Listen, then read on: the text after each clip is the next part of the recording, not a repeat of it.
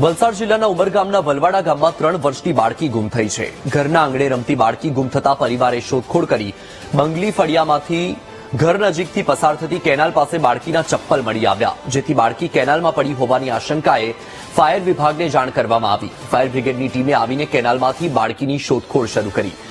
માસૂમ બાળકીને શોધવા માટે કેનાલમાંથી પાણી ખાલી કરવા માટે હેવી પંપ મૂકવામાં આવ્યા છે.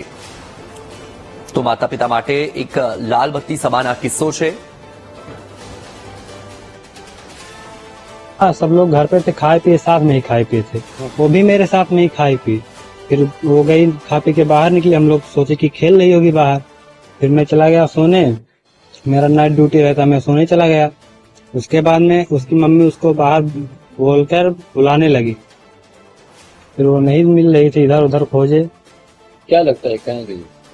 क्या बात है, नहर में सिर्फ नाखून का वो मिला है और चप्पल मिला है, इसकी वजह से लग रहा है कि उसमें गई है और मतलब कोई देखे नहीं।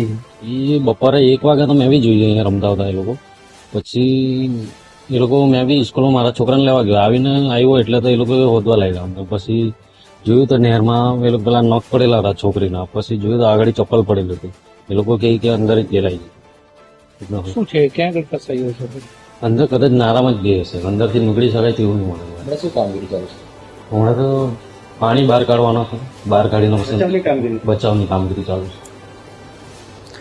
વધુ માહિતી મેળવી સંવાદદાતા માનવ પાસેથી. માનવ, માસૂમ બાળકી ગુમ છે, શોધખોળ ચાલી રહી છે, શું સ્થિતિ, કઈ ખબર મળી?